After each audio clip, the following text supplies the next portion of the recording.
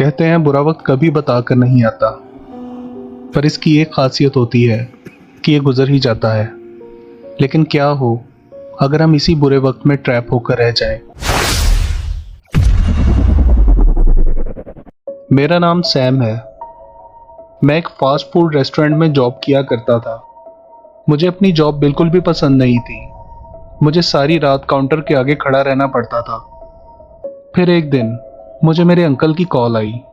उन्होंने मुझे अपने होटल में जॉब ऑफर की और मुझे उसी रात 12 बजे से पहले होटल पहुंचने के लिए कहा। मैंने उनके प्रपोजल को एक्सेप्ट कर लिया और उसी वक्त वहां से चल पड़ा। उनका होटल शहर से तकरीबन 3 घंटे की दूरी पर था। जैसे ही मैं होटल पहुंचा तो वहां तेज बारिश शुरू हो गई और लकीली मैं 12 बजे से काफी पहले पहुंच चुका था।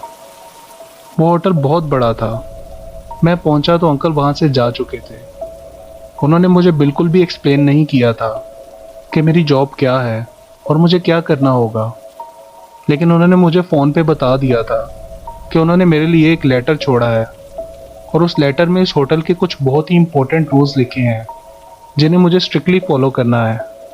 होटल की लॉबी बिल्कुल खाली थी, जिससे मुझे अंदाज़ा हुआ कि शायद इधर के लोगों को जल्दी सोने की आदत है। होटल का इंटीरियर ज़रा डार्क था। लाइट्स ऑन थी, लेकिन ऑन होने के बावजूद वो बहुत डिम थी। बिल्कुल खामोशी थी वहाँ पे। मुझे सिर्फ बारिश की आवाज़ सुनाई दे रही थी। मैंने सोचा कि इस होटल को इस तरह से डिज़ाइन किया गया है कि लोग अपने शोर शराबे की ज़िंदगी से दूर यहाँ सुकून और खामोशी में कुछ वक्त गुजार सकें। मैं रिसेप्शन डेस्क की तरफ बढ़ा तो वहाँ मुझे अंकल का लेटर मिला। वो लेटर ज़्यादा लंबा नहीं था, लेकिन उसके एक एक वर्ड को मैंने बहुत ध्यान से पढ़ा। उसमें लिखा था, डियर सैम, इतने शॉर्ट नोटिस पे यहाँ आने का शुक्रिया। हमें मिले बहुत अरसा गुजर चुका है, लेकिन मैं तुम्हारे अलावा किसी पे ट्रस्ट नहीं कर सकता था। होटल फुली बुक्ड है, तो इसलिए तुम्हें किसी भी नए गेस्ट को रिसीव नहीं करना पड़ेगा। बस कुछ सिंपल रूल्स को फॉलो करना तो सब कुछ ठीक रहेगा। किसी भी सूरत गेस्ट को डिस्टर्ब मत करना और किसी भी गेस्ट के रूम पर बिल्कुल भी नॉक मत करना। हॉल के एंड पर एक मास्टर क्लॉक है। बहुत ज़्यादा पुरानी होने की वजह से उसकी आवाज़ बहुत लाउड है। रात के 12 बजे वो अलार्म देती है, जिसको तुमने बजने नहीं देना। इसलिए ठीक 12 बजे से पहले घड़ी के कांटों को पीछे की तरफ घुमा देना और जितना हो सके टाइम को एक्यूरेट रखने की कोशिश करना। लेकिन ध्यान रहे, वो घड़ी कभी भी रुकनी नहीं चाहिए। इस होटल के दरवाज़ों पर कोई रूम नंबर नहीं है, लेकिन तुम्हें अपना कमरा आसानी से मिल जाएगा, क्योंकि वो एक ही कमरा है जिसके दरवाजे पर रूम हैंडल लगा हुआ है। भूख लगे तो मैंने किचन में खाना रख दिया है, वो खा लेना। मैं तुमसे कुछ दिनों बाद मिलूंगा। डेस्क के पीछे तुम्हें अपने कमरे की चाबी मिल जाएगी। Good luck. मैंने चाबी उठाई और सीढ़ियों से ऊपर की तरफ चल पड़ा।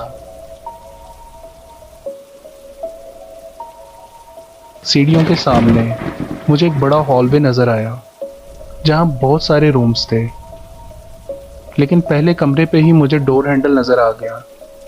मैंने उस रूम का दरवाज़ा ओपन किया और अंदर चला गया। कमरा काफ़ी स्पेशियस था। ये काम मेरी पिछली जॉब से बहुत बेहतर था। एटलीस्ट मैं आराम तो कर सकता था। बारिश और तूफान थमने का नाम ही नहीं ले रहा था। 11:50 हो चुके थे और मैं घड़ी को पीछे करने के लिए हॉलवे में आहिस्ता आहिस्ता चलते हुए घड़ी के पास गया। मैं किसी भी गेस्ट को डिस्टर्ब नहीं करना चाहता था। घड़ी को देख के मैं कंफ्यूज था कि घड़ी की आवाज़ से कोई गेस्ट कैसे डिस्टर्ब हो सकता है।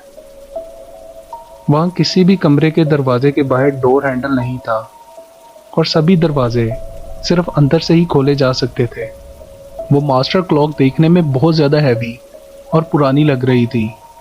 यूँ लग रहा था जैसे उसे ख़ास इसी होटल के लिए बनाया गया हो। मैंने 12 बजने से पहले घड़ी के कांटों को पीछे की तरफ घुमा दिया और टाइम करेक्शन करने के लिए कुछ मिनट्स मुझे वही इंतज़ार करना था। वहाँ खड़े मैंने एक कमरे को नोटिस किया तो उसके दरवाजे के नीचे से एक अजीब सी रेड लाइट दिखाई दे रही थी। जैसे ही चंद मिनट्स गुजरे तो मैंने घड़ी के कांटों को थोड़ा सा पीछे कर दिया ताकि टाइम एक्यूरेट रहे। अपने रूम की तरफ जाते हुए जब मैं उस लाइट वाले कमरे के आगे से गुजरा तो मुझे अजीब सी आवाज़ सुनाई दी। मैं उस आवाज़ को बिल्कुल समझ नहीं पा रहा था, लेकिन मेरी क्यूरियोसिटी बढ़ती जा रही थी। मुझे अंदर से स्ट्रॉन्ग फीलिंग्स आ रही थी कि यहाँ कुछ तो गड़बड़ है। मैं अपने रूम की तरफ चला गया।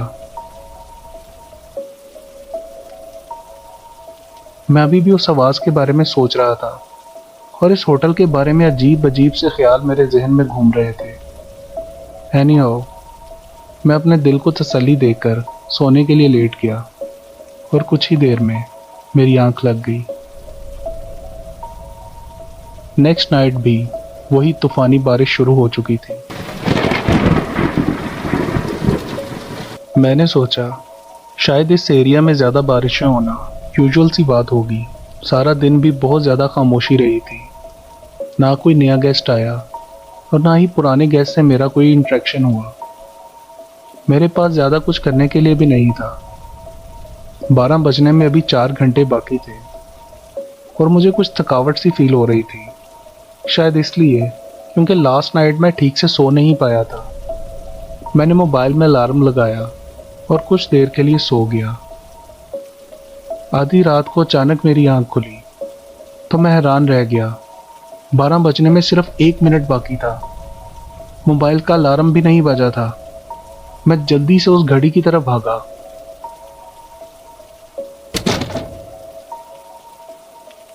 तो बहुत देर हो चुकी थी।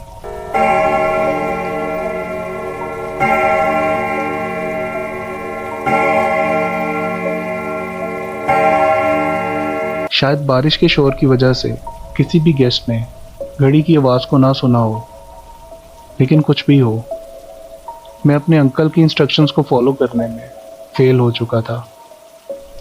मैंने पीछे मुड़ के देखा तो मुझे एहसास हुआ कि मुझसे कितनी बड़ी गलती हो चुकी है। मैं डर के मारे सुन पड़ चुका था।